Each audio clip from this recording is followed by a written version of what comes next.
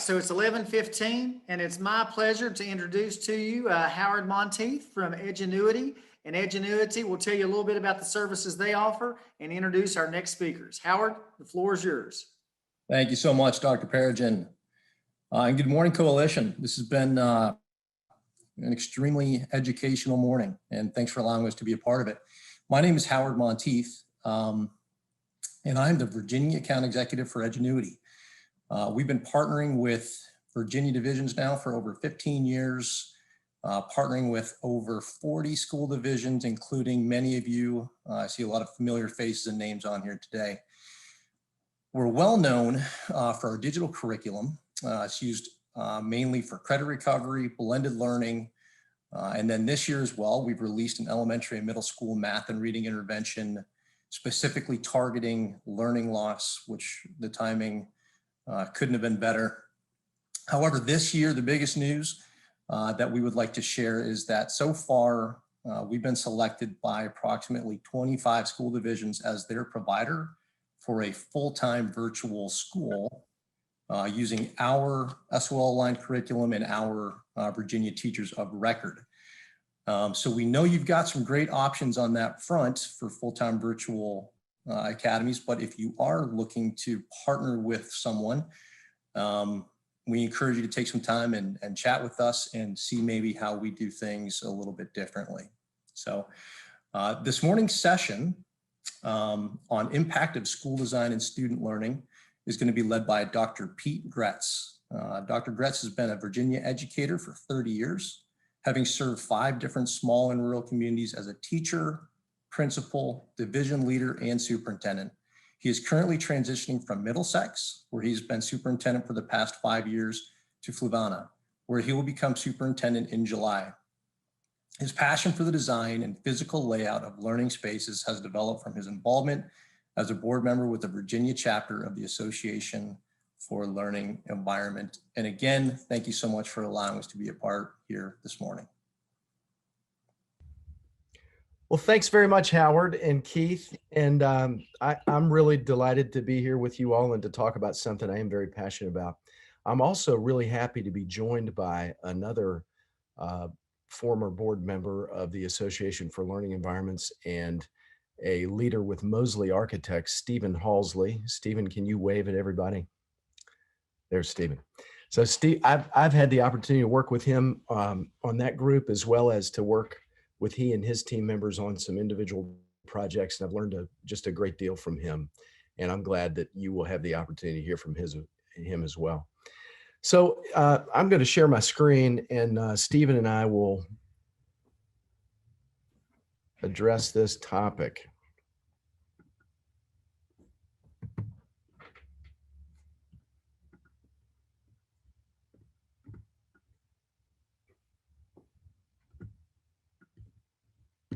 Okay.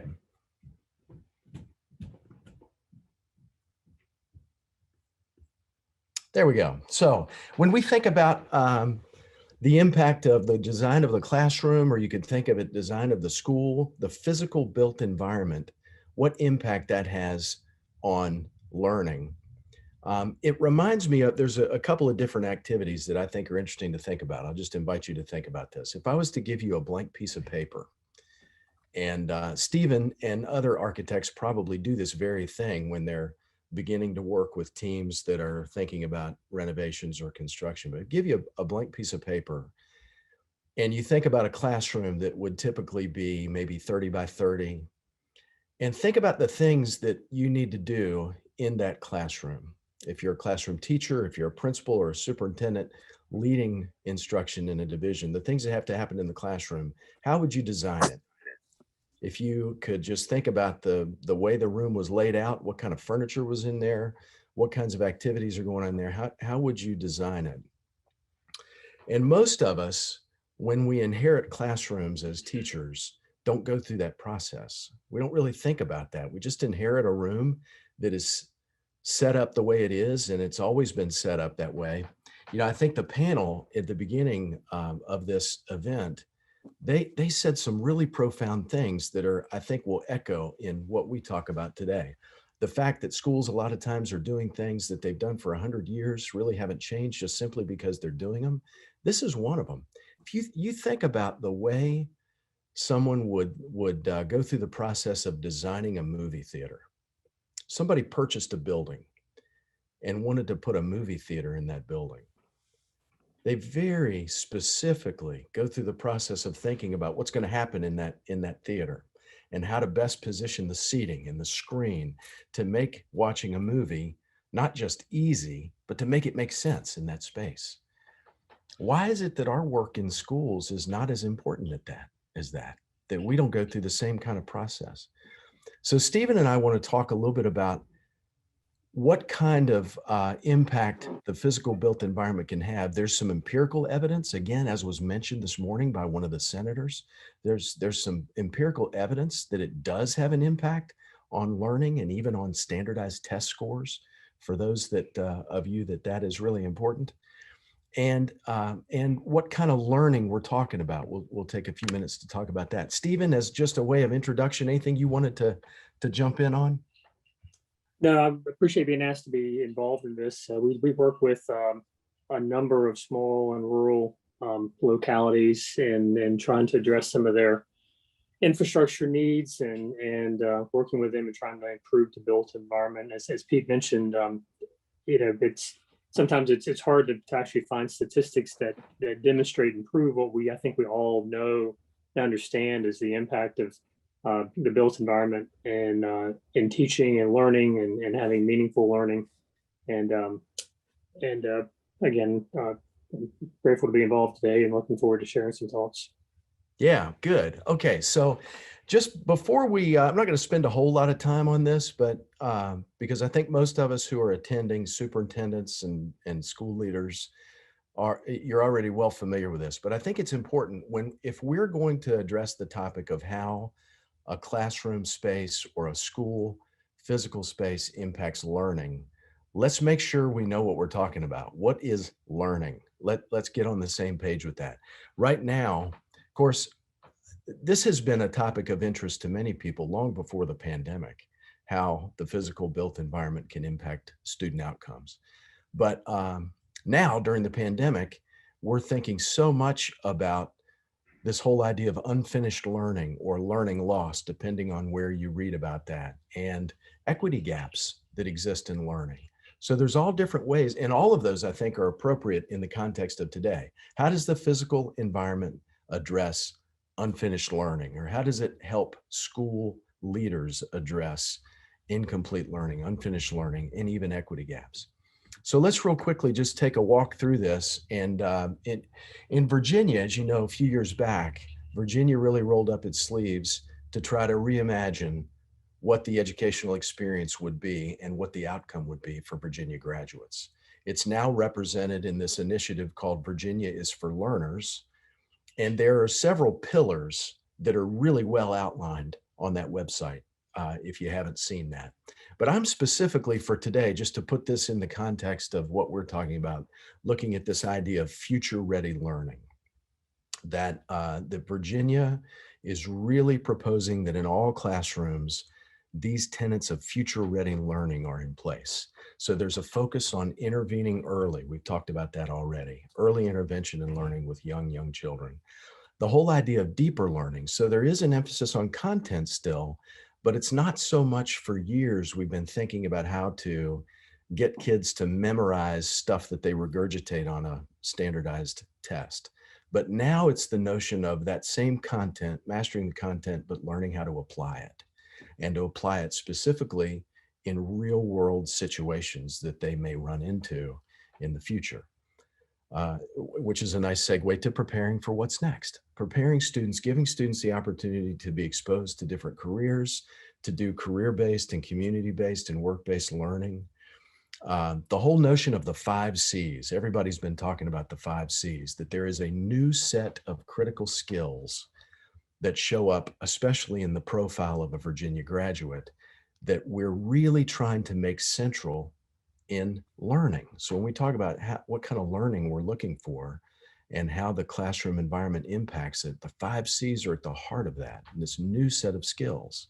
Modernizing the SOLs which really looks like thinking more about how they can be used to measure growth and eliminating many of them so that the whole profile just has less SOL tests, and modernizing the standards, which we're seeing right now with the initiative around mathematics.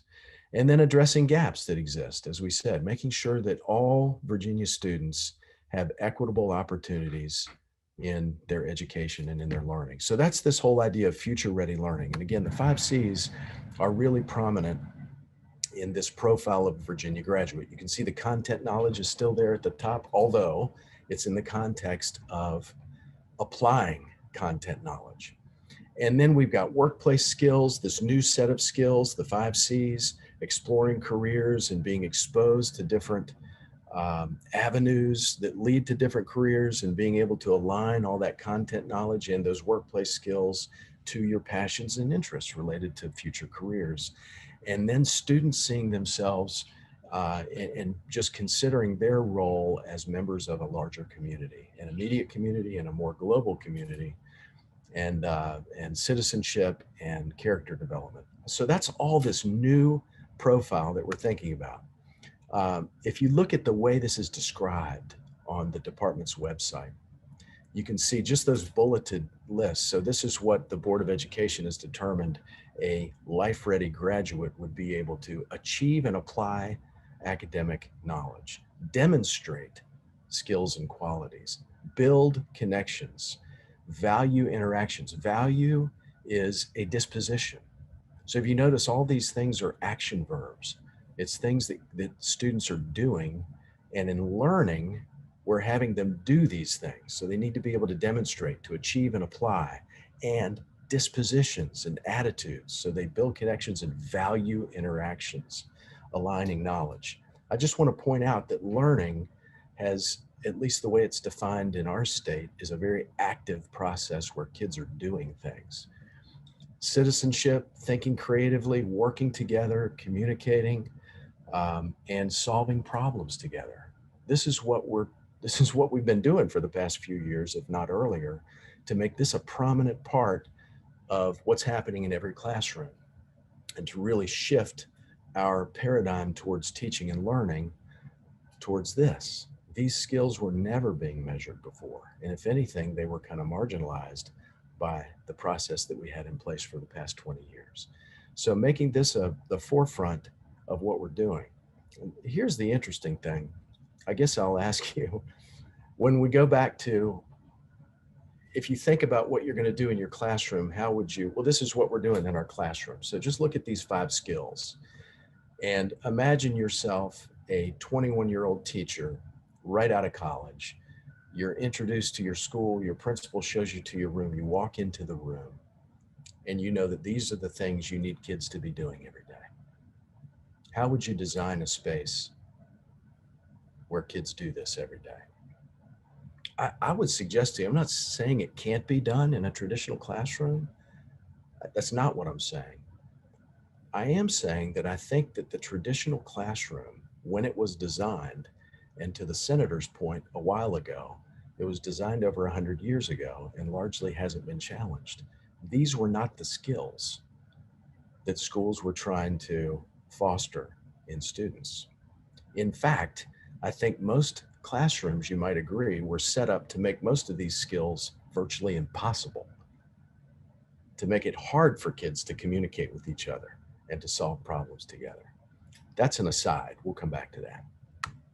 So you've seen this, the World Economic Forum that every so often publishes that list of skills that students need in order to thrive. We're now in what they're calling the 4th industrial revolution. And I just point this out to you because you can see where several of them have shifted just in the last 5 years.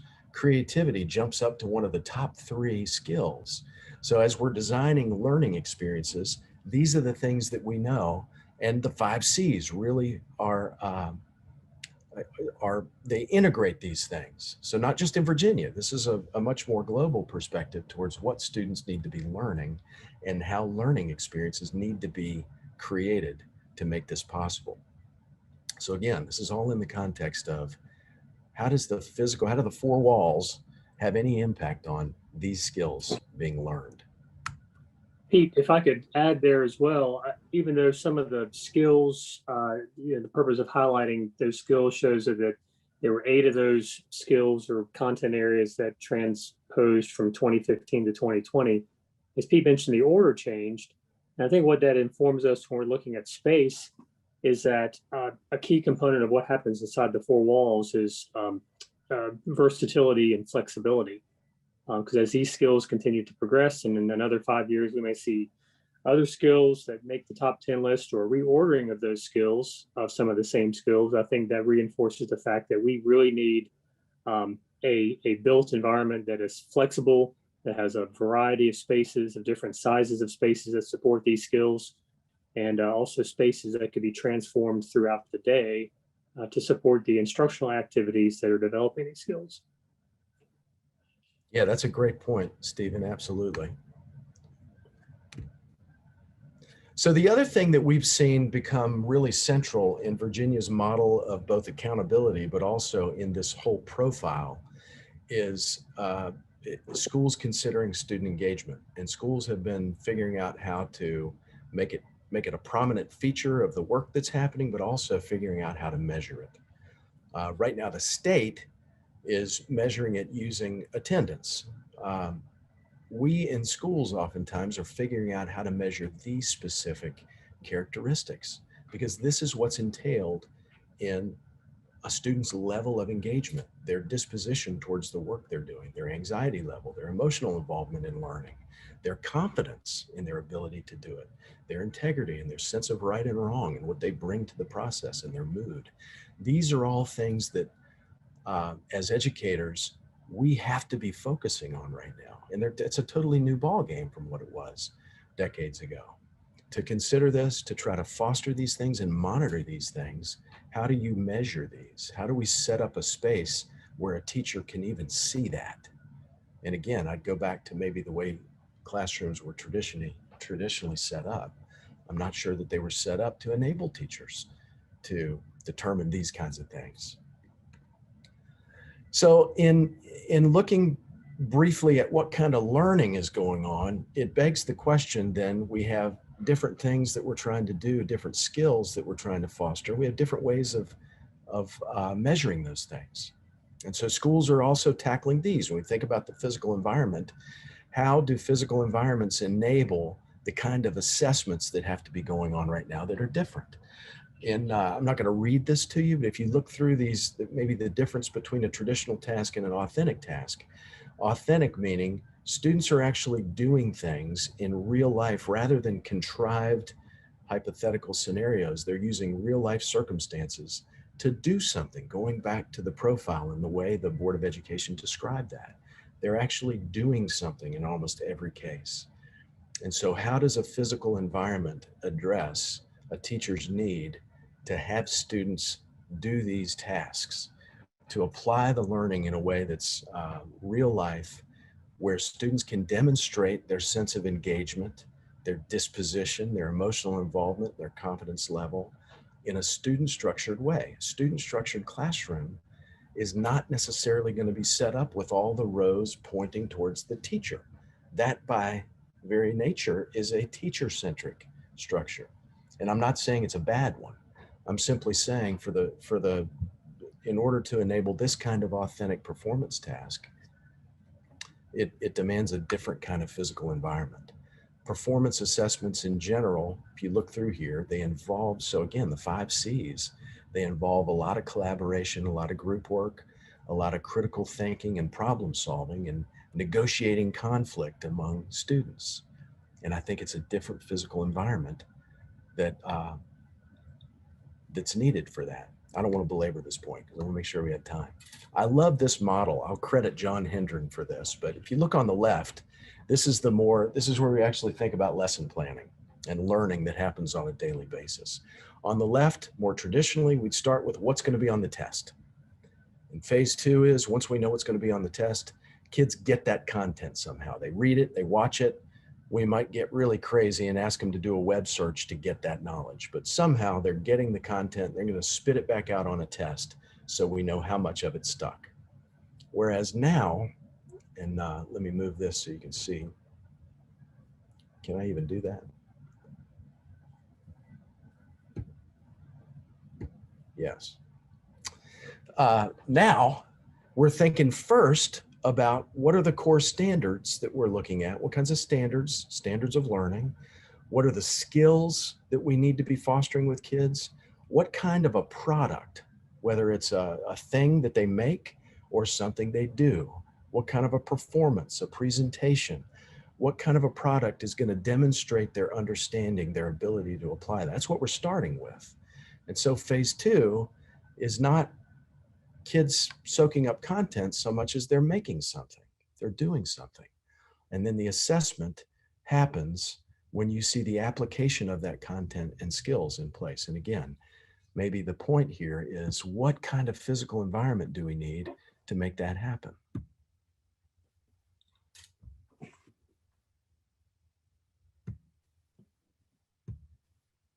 I'm trying to fly through this a little bit.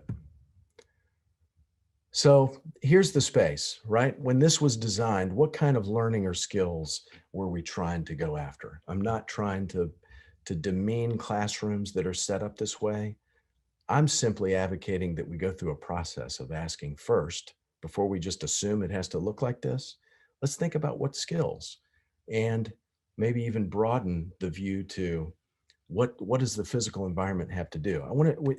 We want to share some, I'm actually going to come back to this, Stephen, this Make Space for Learning for the second time.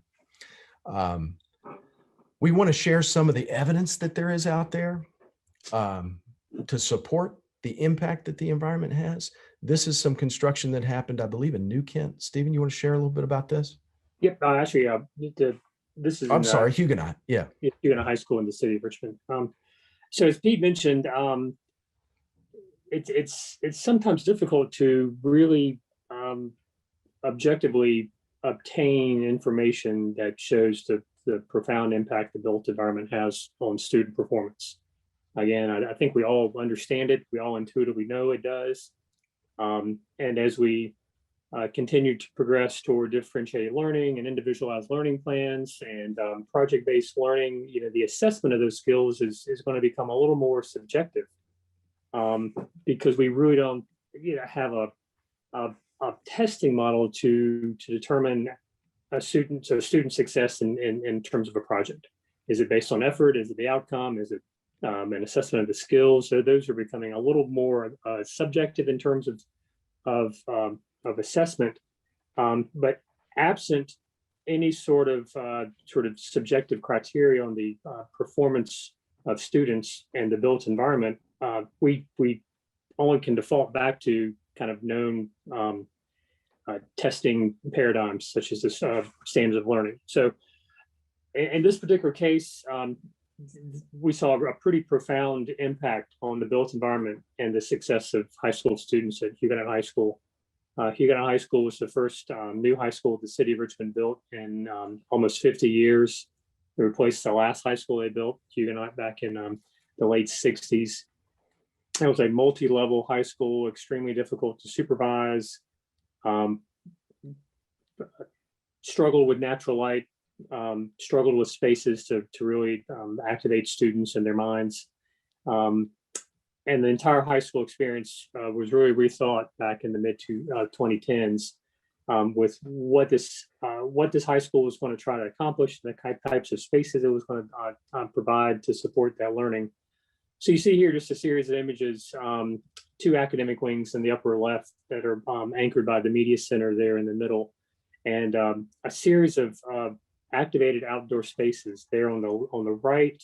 There's a series of rain gardens that are activated by roof catchment devices from the roof above, intended to foster culinary experiences, growing your own things to cook inside the culinary program, science experiments, outdoor learning areas and gathering areas to promote creativity and communication and presentation skills. A design and engineering lab. This was a STEM-focused high school. So lots of hands-on experiences within that school. The middle left image was a forum space that was created and included in the project, which could be used for cross-curriculum activities, history and math, studying math in the 1700s at the same time that we're studying history in the 1700s, all this kind of rich cross-curricular types of activities that could really support student projects and a deeper student experience. The flexibility of classrooms, so that image on the middle right is a room that has movable, flexible furniture. It has services around the perimeter. It's got power and data from the ceiling, so you could teach almost any science other than chemistry in the space, a variety of math programs. You could even teach some hands-on, more technical foundations kind of classes in here. And it can be reconfigured throughout the day.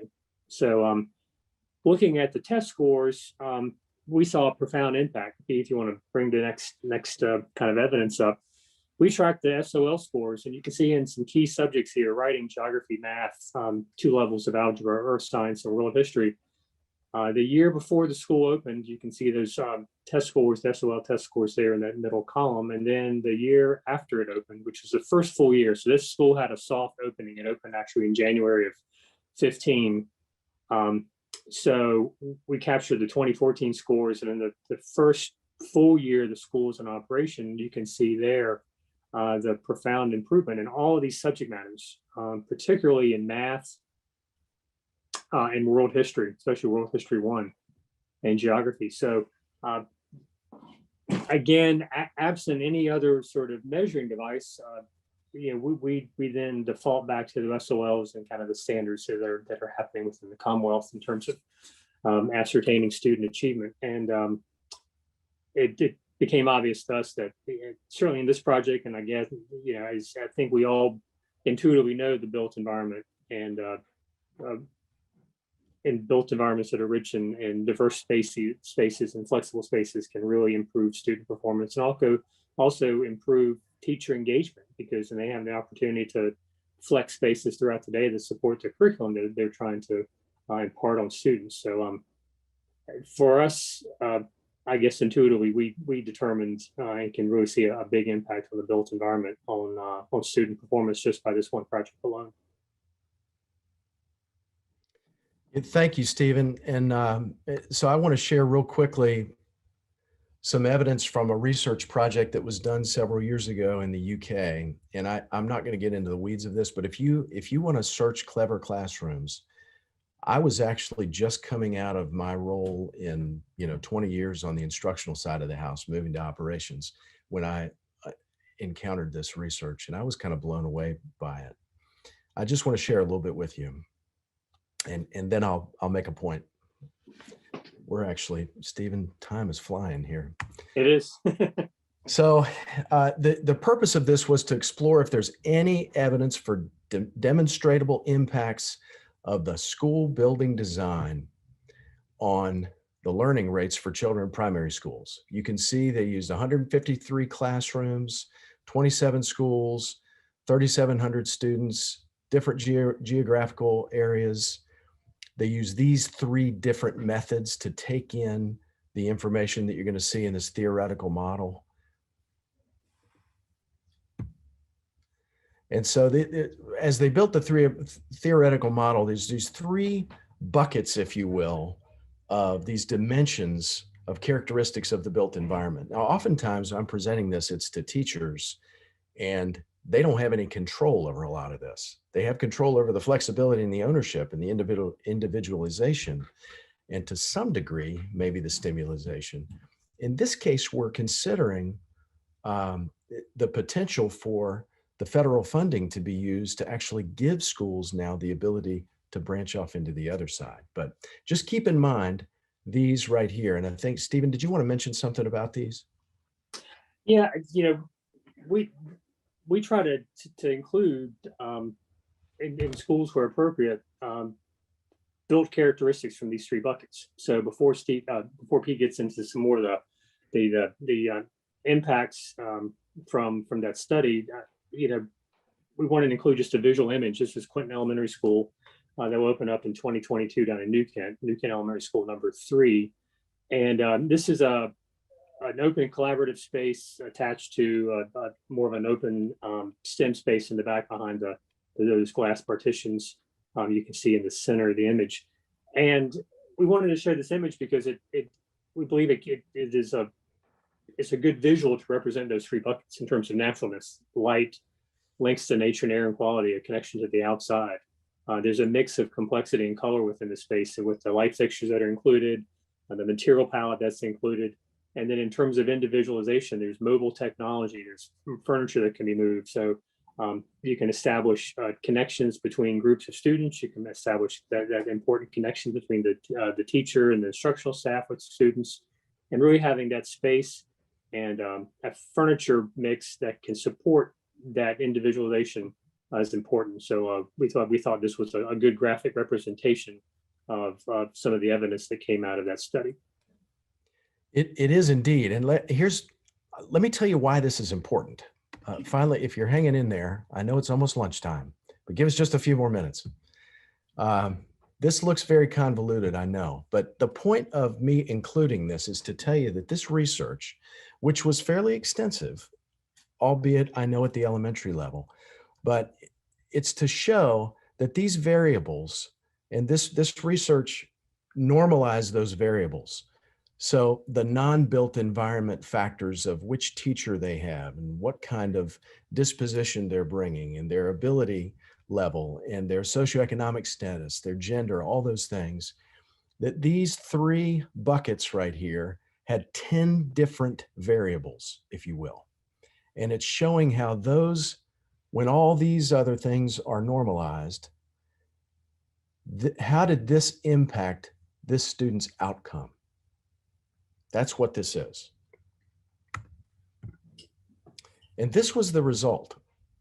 It was so overall, and I'm gonna show you the real punchline of this in just a minute. But of about 16% of the variability in students' performance in reading, mathematics, and writing was accounted for by this breakup, if you will. And again, usually talking with teachers who don't have any kind of, they don't have a way to address lighting or temperature or air quality necessarily. But in this case, we actually do. So here's what we're saying with this. Normalizing those different variables, where the student comes from, who's teaching them, all those kinds of things, simply by picking young Pete Gretz up out of classroom A and all other things being exactly the same and putting Pete Gretz in classroom B, Pete Gretz makes almost 1.5 years of progress in reading, math, and writing, as demonstrated on standardized tests. Let me say that again. Just by putting me in a different classroom, empirically, it has been proven, make over a year's growth in those areas. Now, I don't know what is going on in all the different school divisions. I have an idea because we just talk a lot, division superintendents. I know what we're doing in Middlesex to address reading and math, among other things, looking at curriculum, for example, looking at different tools, looking at technology and software. This is something that has a proven impact that so often I think we think of as just aesthetics, but it's been empirically shown to make a difference. Why in the world, when we're considering, now I'm giving you Pete Gretz commentary now, but when we're considering the use of federal funding to address the degree to which that funding is to address unfinished learning, learning loss, or equity gaps in learning, I don't think anybody would question buying software, buying curriculum, hiring additional specialists, for example, maybe a math specialist or a literacy specialist. Wouldn't it also make sense to consider using the money to address the physical built environment when the built environment has been empirically proven to improve students' learning in these core areas? I'll leave that as a rhetorical question. Keith, I think for the sake of time, let me just share one other thing.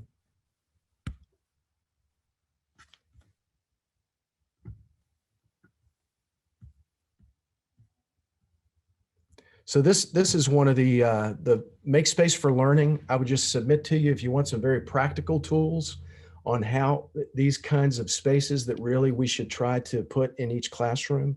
And I think this funding would enable us greatly to do that. I would just submit this to you as something that you could take a look at. I also want to just ask folks to consider belonging to the Virginia chapter of the Association for Learning Environments. It's a wonderful organization. Your membership is free, and they do a couple of events as we're all getting back to in-person events. I think these are some of the most powerful ones I've ever attended in terms of the nexus of instruction and the physical environment and how you can use those things. And with that, I guess, Stephen, unless you have anything else, I'll just thank you all very much for having us. And we'd love to answer any questions. Pete, I'm going to go ahead, Steve. I just want to thank Pete again and the opportunity to be here. I will carry the A4LE flag as well. Pete and I served on the board together for, I don't know, 6 years, something like that. And I'm a past president as well. And actually organized the last in-person conference that we had back in the spring of 2019. There had been a big push from Pete and myself and others on the board to grow that organization beyond what it had been traditionally, which was more school facility folks.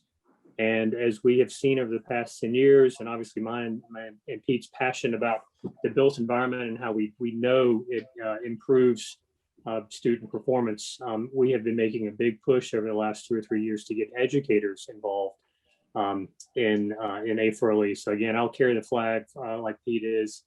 We would love to see more educator involvement in the organization, because we think that's a great opportunity to work together with the folks who are involved in the built environment as well. So thanks again. Yeah, thank you. Stephen, it was great to join you for this. Keith, can I just say one more thing? And I really will stop. Just on the use of funding, I think the panel at the beginning really set the stage for this conversation beautifully. You know, Senator Dunafit began by saying improving school facilities does improve student outcomes. There's research to support that. We just presented a tiny bit of it. Senator McClellan still doing the same things in 100 years. We haven't really changed in a lot of ways. And Delegate O'Quinn talking about, if something isn't working, let's fix it. Let's not let this opportunity pass us by. I think from the standpoint of, like I said, to the degree that the funding is to enable us to address learning, this is a key way that we can address learning. It's not just aesthetics. And I think one of maybe the skepticisms that I've encountered with school divisions considering using that funding to support construction and renovation is that somehow maybe we're going to try to take advantage of the fact that we're being given funds to address learning and do school projects that really don't have anything to do with the pandemic, that we're going to do them anyway. I think that same kind of thing could be applied to everything that we've mentioned. We're, in Middlesex, we're hopefully going to bring on some additional specialists because the pandemic has given us maybe a more acute need for those specialists to address unfinished learning. You think we didn't want those specialists before the pandemic? Of course we did. And every school division is like that, with all of the upgrades that we've made, with putting in fillable water bottle filling stations, all those kinds of things. So I just simply would say that that's not a good disqualifier of this use of funding to say, well, you're just going to do something that you would have wanted to do anyway. Maybe so, but for maybe different reasons, and it still will help us address this learning. So I'll be quiet now, Keith. Oh, no, Pete, I just keep preaching, brother. Stephen and Pete, I appreciate the great information. As a matter of fact, so do other folks. If you'll notice in the chat, there's requests for information of your slides. Pete, if you've not shared those with Amanda yet, she can add those to the Canvas site. But also, we will be putting all slides up and links to all presentations on the Virginia COSAR's website, vacosars.org, after we have those recordings edited or completed and separated. So thank you very much. Great information, great presentation. And I think this is just more information that we can use to advocate for flexibility with federal funding and for more state funding for school infrastructure. We heard earlier today from 4 General Assembly members who it was very evident are supportive of what we're asking for. However, we know that those 4 are not the only decision makers in Richmond. So if nothing else comes out of this summit, we have to have a combined voice, and we have to have an active voice as we talk to members of the General Assembly before the special session and before the regular session to ensure that these are not things that we're just talking about. There's things that we actually get done. One very simple piece of flexibility is if we can just get flexibility on the end date of when those funds are spent, it opens up a world of possibilities for the projects that we can complete prior to the end of these federal funds being available. The fact that schools have a 2024 end date and localities have a 2026 end date, I'm sure that's just something that has been overlooked and it could be easily fixed, but it won't be if we don't draw attention to it. So that's your challenge as we go into lunch, to think about ways that we can advocate together to make sure that our combined voice is heard. We all know that our voices are very small if we stay separate, but when we come together, our voice is actually heard, as can be attested to the phenomenal panel that we were able to assemble for everybody at the beginning of this presentation. If you really want to be depressed, come back at 1 o'clock to hear Dr. Lane's presentation on the state of school facilities in Virginia, because we knew it was bad, but a new survey that was just completed earlier this month shows just how bad it is. And so that is going to be another set of great data that we can use to push and advocate for our cause. So I know Dr. Lane's not normally depressing, but the data that he'll present at 1 o'clock certainly will be. But we've got other great opportunities this afternoon. We look forward to hearing those. Again, I would suggest you don't log out. We'll run the commercials during the break, and we'll see everybody back at 1 o'clock. Thank you very much.